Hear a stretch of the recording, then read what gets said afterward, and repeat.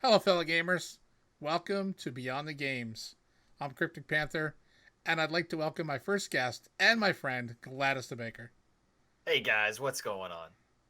So, new show, new format, new things, many new things. Same old people. Yes. At least for the first episode or two, same old people. Nothing wrong with that. Sure. Nothing wrong with that. So before we get any further, the thumbnail will have the warning, but also, in case you didn't see the thumbnail for some strange reason and you clicked on this YouTube video, spoilers. Spoilers. Massive spoilers for Last of Us Part 2. Don't And do it to even yourself. and even for the first one, if you haven't played that, go play them both and then come back and listen to this. Get out of here. What are you doing watching this? Go. Play it.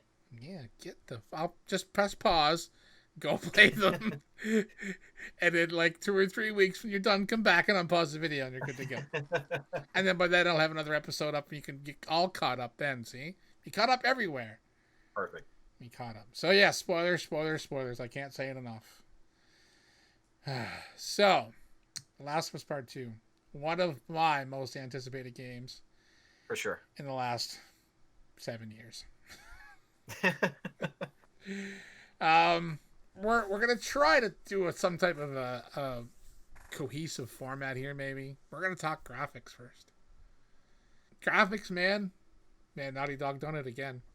Phenomenal. Yeah, absolutely. It reminded me of. I feel like we're about at the peak of graphical fidelity in the current generation. Obviously, we've got the next one right around the corner, and the PC is ever evolving. But there's certain games where it really is clear to you that this is the top of the line. It really doesn't get better than this. I thought that like Horizon hit that cap.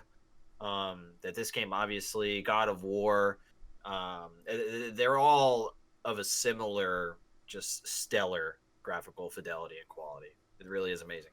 Unbelievable. But I mean, this was the same thing when the PS3 was at its end of its life cycle. Last of Us come out, and it blew people away. Yeah. They're like, man, how does this game look so good on this console still? Like this was, and then they remastered on the PS4. And I've played PS3. I've beat the original game like 7 times. Yeah, I think I'm at 4. It is my top game. There's nothing has knocked it off its crown. There's games that I've tried. Um, maybe I'll talk about those in another episode. But like there's other games out there that look damn good. Like you said, Horizon. I played that on my 4K TV. The game looks amazing. God of War, unbelievable. Yep. But The Last of Us Part 2, Naughty Dog stepped it up again, and their attention to detail, the like when you're crouching and crawling through the grass, and like the way the grass moves and stuff, and yeah, okay, it's still a video game. There's still like some of the characters don't react 100% correctly, but I mean, no game is perfect. It's impossible. But I mean, Sure. like when you were shooting somebody and they were like you shoot them in the leg and they grab their leg and their leg would come off and there's bits and pieces of blood. Yeah, yeah. The Like first limb I saw separate from a body, I was like, oh God. yeah, like I mean the gore in the game is I mean it's you can turn it off if you want. I mean if it's not your cup of tea, but I mean I don't know, maybe I sound like a bit of a maniac saying I appreciate when they add that touch of we'll call it realism. I mean, I've never seen a leg blown off with a Of shotgun course. before, but I mean, you see movies, and I mean, this is an M-rated game. It's like watching an R-rated movie. You expect to have the level of, and to like suck you in into shock and awe a little bit. I mean, it's to me, it's Yeah, not it's needed, but it's it's gruesome for yes, sure. but it adds to it without being like just blood and guts fucking blowing up across the front of your screen every Yeah, 10 well, seconds you pull there's the a trigger. difference. There's a difference between like splatter gore, like where it's over the top on purpose. You know what I Right. mean? And then like a gritty, disgusting type of like, oh, that looks fucking real. Like, Yeah, yeah, yeah. When you see a limb come off, I was like, "Oh my god!" I blew that yeah, fucking person's off, and they're like screaming, and I'm like, "Oh my god!" They bleed yeah. out. It's like that's brutal. To Like, to equate it to like a movie that should be easily recognizable, it's like comparing Evil Dead to Army of Darkness in the same series, but like one of them is a serious horror, like gory, violent movie. The other one is slapstick, tongue in cheek, Right. very cheesy. And there's different levels. There's still gore in both of them, but they're treated in a different way. One Right. with humor and one with a scary realism. And Well, this is very clearly the latter. right, and to chalk up to a video game, I mean, you could say like Doom has got that over the top, Yeah. gore, and the Shadow Warrior 2 game that we played. Like, Yeah. I've seen the trailer for Shadow Warrior 3. The game has got that over the top, it's like the slapstick blood and gore. Like this is designed to be gory, but it's got that humor side, so it's not supposed to be as It's real. so over the top that it's just Right. funny. But Yes. right, but with The Last of Us, they do it to the point where it's hard hitting, and it's supposed to evoke like a shock kind of value without being like over the top just for the sake of gore. Yeah. It's gruesome because it's gritty to be gritty for the reason of the story. I mean, it would look pretty bad if you shot someone that just fell over dead, but had this, the story is impactful as it is. Yeah. Another thing with the graphics kind of mingles in with a bit of gameplay on top is the impact. Like when you hit someone with a melee weapon, Yes. it's a fucking it you can almost feel it. Yeah, and that's where I was going to go in my response is there's a weight to it, and it's incredible because it's a hard thing to describe, and it's probably a really hard thing to code to where that reaction is noted by people like us. You know what I mean? Like there's so many games to where you can throw punches at people or hit them with objects or shoot them or whatever, and it's like it's weightless. It's almost effortless. Like there's nothing to it. There's no impact. There's no reaction. There's no gravity to it. But it's like every impact here. Impact was, I think, the best word you could have used for that because everything has weight behind it, and it's like you use those melee weapons, or if you shoot somebody up close, they fly in the proper direction or they react in the proper way based on where and what you hit them with. The reaction is as big as the weapon, and it's like it's incredible how fluid that is, and it looks so natural when it happens. It really is crazy.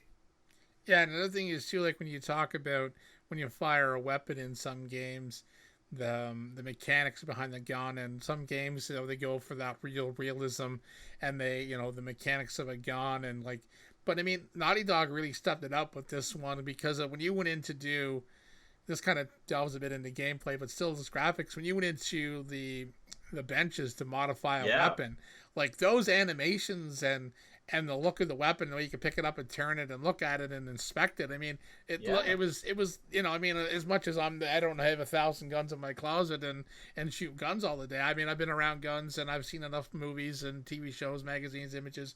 So the stuff looks so realistic, and it has like in the noises like of the slides, and just everything is just it immerses you in and draws you into the fact that you're doing this, the Yeah. character you're controlling doing it, but it's done so well, and it's such a visual thing to watch, like as they go and they clean the gun and add on parts or whatever they're doing to it.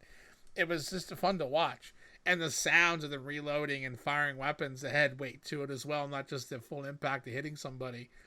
Yeah. But like some games, you don't quite get that. Like some first-person shooters are, especially I find like with the typical Twitch style shooters, the up and close, like even Call of Duty, a lot of their guns always seemed a little same. Some of them had a little bit better Yeah. feel than others. But yeah, those games like aren't really meant to give you that impactful feel. It's a run and gun. It's action. It's intense. Like like the whole time, start to finish. But with a game like The Last of Us, even 1 and 2, is when you venture into an area where you have to fight somebody, it's not like it's you to start of the game. You're not fighting, and you're not fighting every 10 seconds. There's there's downplay and stuff. So when you get into a fight and get into combat, and having that weight and feel and your reaction to what you're experiencing just makes it so much better.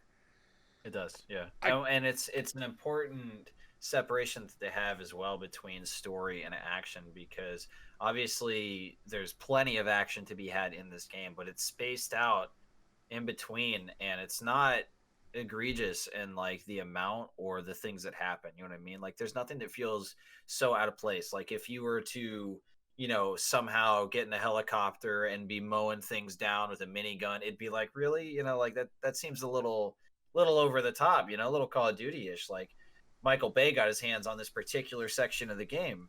There's nothing that feels out of place like that. Like the story is very organic in how the action happens, but it's primarily story based. The action is just drivers to get you to another section or to advance certain portions of the story. But the ebb and flow of story to action is extremely balanced, I felt like. Oh yeah, I mean there was like some long sections where there wasn't much in the way of a lot of combat. Like I know like in Seattle, like your first day in Seattle, there's some puzzle stuff, and we'll get into that a little bit.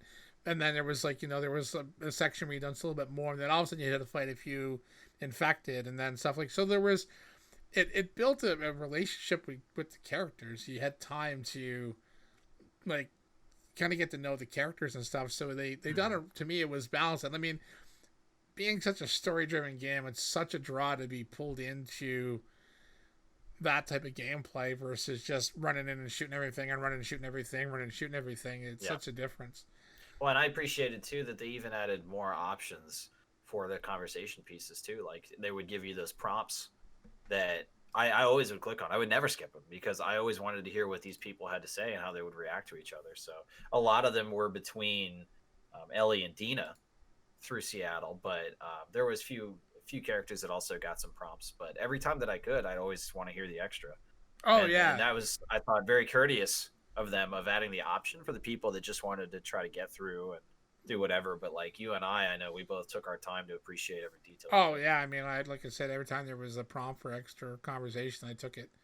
Yep. Because it's just the dialogue and everything was just it was so great, and it was immersive, and there was some the funny comments and stuff really adds to like I don't know. I mean, like we're gonna kind of jump ahead a bit, but we'll I guess we can include that in the gameplay and the new mechanic section is Yeah. with the gameplay and just the character building and stuff is it's not all like all doom and gloom. It's all we just gotta go and kill. We just gotta go and get to point A to point D and murder everything. There was funny comments, and you learned about the characters, and you learn about them, and it's such impressive storytelling.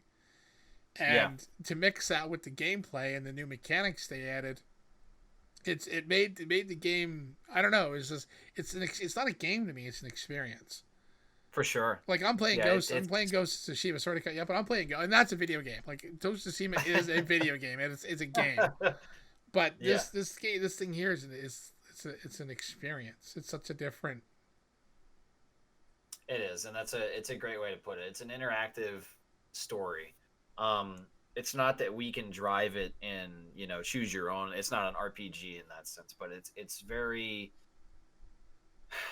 allowing for kind of the pace that you want and also the amount of action because there's ways that you can play it to where you could run through this game actually fairly quickly by skipping scenes, by going through action gun heavy and action heavy. You can kind of play this in a certain way as the Last of Us, the action game, Right. You and could you you can could kind of skip through those you things. could run a gun it pretty hard and skip a lot of Yeah. the story stuff for And sure. then if you choose to play, a little slower, like I don't know what difficulty you played on. I played on normal, and that's really just because not that I don't want to challenge or appreciate it, but because I know the type of game that this is or that it was gonna be. And I didn't want it to be so hard that I would get frustrated and not be able to focus on the story as well. I'll take a challenge. I died probably a dozen times, but it was never to the point where I was like, I can't do this or this is so frustrating. I don't care what's going on. I just want to get past Only a dozen times. Shit, I wish I only died a dozen times. it. I played stupidly sometimes. Like I'll instead of being more patient, I'd try to run in, thinking I could run in and and knife somebody type deal. So I'd run in and get shot, and then I'd screw up, and I'm like, well, I'm not gonna do, I'm gonna use like all my health to try to kill these two people because I was an idiot. But I mean, yeah, I mean, playing the game and planning out your moves and stuff definitely gives you an opportunity to to enjoy the gameplay and enjoy the story on normal. Yeah, playing on easy would be a cakewalk. Yeah. Like it's like unbelievable amount of ammo. I mean, I done my second playthrough to pick up some stuff to get trophies. I done that on easy, and I mean, I had ammo falling into my pockets. Like I was just dropping ammo. Like I had ammo falling into my pockets like every step, and it was like clickers were hearing the ammo drop into my pockets. I had so much of it. I'm like that meme where the person's trying to hold all those things and they keep dropping them. Yeah. That was pretty much it. But yeah, I played the game through a normal, and there was a few spots that were challenging, trying to get the throw the bottle or the brick in the right area to get to everyone to move in one way so you can start picking them off without getting cornered. Yeah, there was some stuff like it was challenging with it. Yeah, I didn't throw my controller through my TV, so yeah. But yeah, I mean there was even spots where you could avoid combat. Like some of the areas, there was an area in the bank when you finished in the vault. I'm just like I got to talk like there's no bit spoilers, but when you're coming out, you could sneak out of that area without alerting those last group of infected. Because on my second playthrough, because for some weird reason I didn't get the ring in the vault when I was in there. For some reason I must either glitched or I missed the one little spot to pick up the ring from the last or from Uncharted. The Drake ring was in there. So I had to go back. So I went in the back. When I was coming out, I just kind of skirted along like the teller aisle, and I just went out the door and was gone. I left them all wandering around there like a bunch of idiots. I'm like, later. So I mean, yeah, there was a few spots where you could have thrown a brick or a bottle and get them to move away from a door and scoot past them. But as for the human players, I don't think there was a way to really skirt past them in too many areas. No. So yeah, so I mean, like it gave you some opportunities to play a little bit stealthy. And that's leading right into the ability to crawl in this game. Yeah, and that was a huge, huge thing. When I watched the trailer where they showed her crawling, I'm like, holy shit, that's awesome. Yeah. Laying down and it sounds like such a simple thing, but like gameplay wise, it makes a big difference. And for a lot of reasons, like number one, obviously low to ground for cover, but for sneaking and for playing stealthy, you had to do that in certain sections. And there was times where like I was just in awe that I could get away without being seen. Like this dude walked in front of me. I could have ankle picked him. Yeah. And he just missed me, and I'm like, wow, oh god, thank God I can crawl. And the old heartbeat just fucking pound. Yeah. Yeah. No, I mean, yeah, that was so cool with the fact like when you get to an area and you can lay in the grass and really watch what the enemy's doing, and then like with the bow pop a couple in the dome and clean the numbers down a little bit. I love the bows. Yeah, big fan. The silent killing. In video games. Yeah. In video games. But yeah, the crawling, the laying down in the grass, like the crawling under vehicles, like those gameplay just added so much more to give you more depth and realism to how instead of just jumping over everything, there was areas where you had to climb and crawl under stuff. Well, it's a necessary addition too, because as the games evolve, so does gameplay mechanics. And it's like if you go back and play a shooter from 10 years ago, you couldn't strafe. No, you know what I mean. Very few of them had that option. Yeah, that's what I mean. It's like there's so many things now that we just take for granted that are like, of course we can do that. But there was a time not so long ago that you and I remember where these were not the norm, and things that you could do in real life without thinking about it. Obviously, just basic movement still was not possible in many games. Yeah. So another cool thing they added was the rope. The rope. Yeah, that's right. I was wondering what you were gonna say what the next thing was. I loved the rope mechanic in this game. Like that was great. It was so neat. Like throwing it over the fence. Like in the first when you go into Seattle, like throwing it over the fence to the electrical cord from the generator to plug it into the other one. I'm like that is so cool. Throwing it over top of the building, and using it to climb over top of stuff. My favorite was using, and it was in. I'm trying to remember what day it was for Ellie. But you're going through the area. I think you shoot on yourself, and I can't remember what section it's in. I should have looked it up to really. But you come up to the when you're going out, you come to the building, and there's a bunch of clickers in the building, and you can't get into it unless you break a window. Yeah. And then on the other side, there's like that building with the conference room. You got to climb up the elevator shaft, and there's the big rope tied around the giant planter. You know what I'm talking about? The big cement planter Oh, upstairs. And I didn't use that. you didn't? Okay, No, so I broke a window. no, but no. If you go up in the other building across the street and you climb up the elevator shaft, there's a great big cement planter. The rope's tied around it. Well, you can't get Okay. into the conference room because the conference room's door is locked on the other side. So what you had to do was there was a glass canopy with a metal frame.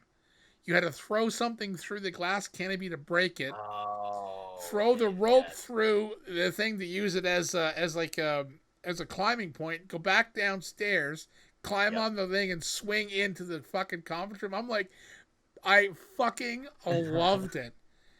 I loved it so much in my second playthrough. I done it again because it's just that fucking fun and cool. I was like, this Yeah. is Okay. great. This is like it's just awesome because I'm like, when I was first playing, I'm like, how do I get in that room? I don't make any sense. I go out the window. I can't swing over because I'm not high enough. Like none of this makes any sense. I looked up like, no, really? And I threw a bottle up, broke the glass canopy. I'm like, oh my god, this is just awesome. Like that Yep. was, and I mean, Those it's little such a things. small thing to like some of the puzzles in the game, and some of the puzzles weren't that hard, and that one was not hard, but it made you think, and it's so rewarding when you pull off something like that. Yes. Yeah, and I like that it was really it wasn't even a thing. Like they didn't address it. No, It wasn't like a big hint like it showed up in text on the screen like, "Oh, try using the rope," or like or use this for this mechanic. You know what I mean? It was like just very very natural like they had done this. exactly, and it was like if you figured it, you figured out. If you didn't, like there was no. I mean, the room had. I can't remember if there was a collectible in there. There might have been a collectible in the room. I can't remember now, but I know there was a I don't know. bunch of like supplies and shit, right? So Yeah. realistically, even if there wasn't a collectible, it's a good place to go in because it's supplies. I mean, you're playing the game, you need all the supplies you can get. It was the other small things too in the game that I really liked was when you went to the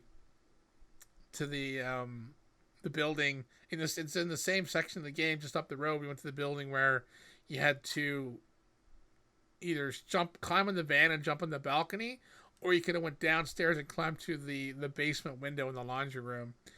And in the room had the safe where you had to figure out their anniversary date to open the safe. Yeah, yeah, yeah. I screwed up the first time I done it. I'm like, no, that they wouldn't put down their it wouldn't be the combination for the safe wouldn't be their current day of their anniversary. It'd be the day they got married. Like so. I mean, I figured it out. Yeah. I mean, that kind of thing is it like those things are like you have kind of a dull moment too. But it was like it's so neat and cool how those little things make up for a lot of stuff. But one Yes. thing I noticed, and I noticed it both times I played the game, was when you're walking up to the building and that like the delivery vans outside, there's a black and white cat goes running by. If you when you go in the Okay. building in that room, there's a fucking picture of their black and white cat in the apartment building. I noticed. I'm like, was that a fucking cat? And I ran like it just disappears. It just runs across the van and disappears. Like it runs in your line of sight and goes away. It's not hanging around or anything. Because I'm like, was that a fucking cat I just seen running? So when I was in that apartment, I noticed there was a picture of the same cat. I'm like, that's fucking cool. Like it That might have is been, cool. I never noticed it. yeah, two times because the second time I was ready for it, I went chasing, but it circles around the corner of the van and just vanishes, right? So I'm like, Yeah. that's like a cat in real life, anyways. They do that shit. Um, Another thing to talk about, I guess, falls under game mechanics, gameplay, and stuff is the different weapons that the girls had. We're touching a bit on story here too because we're mentioning playing as both characters, but Yep. with Ellie, you had the bow and the knife, which fuck, I love having the knife and not having Oh to make god, the shivs. knife was the Ah, best weapon in the game. Was yeah, not having to make shivs. yeah. Whenever you played as Ellie, no shivs was great. She had the bolt action rifles and the handgun, the pump Yep. action shotty, and Joel's revolver, which I thought was pretty. Like we'll touch on that too a bit in the next section, but the revolver. Yep. So then with you had the crossbow, you had to make shivs. You had the assault rifle, the semi-auto rifle, whichever you want to call it. She also had a handgun. She had a hunting pistol, a flamethrower, and a double barrel shotgun. Yeah. She definitely got the larger of the weapon set Um, because she's 8 times the size of Ellie. yes, exactly. So I mean, it definitely, and her military training kind of makes sense. Her and her with the with the group that she was with have access to, the assault rifle and the more military style handgun, Yeah. and so those things made sense. I mean, other things she found in the world later on, but yeah, so those things made sense. The bow with Ellie's bow, the options for that I thought were great, reminiscent of the first Last of Us, and her Hmm. knife as well, reminiscent. Same like the rifle. Oh, I guess later on too, she also gets the silenced SMG. Yeah, I forgot that. Yes. Not on my list. The Yeah. silent Right near the very end. that gun is, and playing New Game Plus and having that fucking gun from the start, just popping bitches in the faces was so rewarding.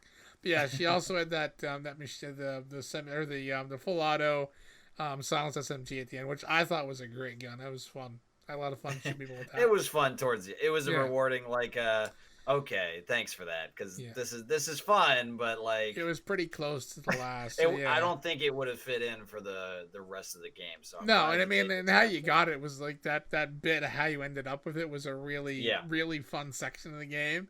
Even the second time I enjoyed it. So I mean that says a lot when you play a game pretty much back to back, and parts of the game were fun even the second time, and we're like, oh yeah, this is that part, I can't wait, or her deliver that line or whatever. So yeah, Yes. so that was awesome. Um, with the AB, I loved the crossbow. I was a big fan of the Yeah. crossbow. Oh, Um, and man, and getting the bolts back after yeah, using them, I was just so happy every time I went to a corpse and I pulled that one out. It's yes. yeah. She had to make shivs, which we were used to that from the first game.